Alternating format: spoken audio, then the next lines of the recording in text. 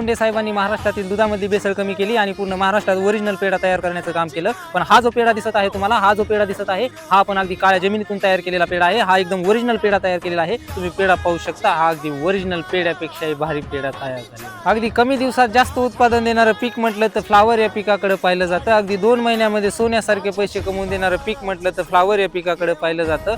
हा जो तुम्ही माल पाहत आहात अगदी पेढ्यासारखा माल तयार केलेला आहे। हा जो पूर्ण 10 एकरचा प्लॉट आहे, इथे आपण पूर्ण टेम्परेचर मध्ये बसवलेला प्लॉट आहे। इथे 5 जूनची लागवड आहे या प्लॉटची। हा पेढ्यासारखा माल तयार करण्यासाठी इथं आपण योग्य मॅनेजमेंट, योग्य व्यवस्थापन आणि योग्य वेळी किडीवरती नियंत्रण ठेवलेलं आहे। बुरशीजन्य रोगावरती योग्य वेळी आपण प्रिव्हेंटिव्ह फवारणी केलेली आहे। त्यामुळेच हा जो माल दिसत आहे हा माल तुम्हाला अगदी पेढ्यासारखा माल दिसत आहे। सध्या महाराष्ट्रामध्ये फ्लावर या पिकाचा बाजार नाहीये, पण बाजार जरी नसला तरी हा पेढ्यासारखा जो माल आहे अगदी तुम्हाला सोन्यासारखे पैसे कमवून देणार आहे। तुम्ही पाहू शकता हा पेढ्यासारखा माल तयार केलेला आहे, अगदी आपण पेढ्यासारखा माल।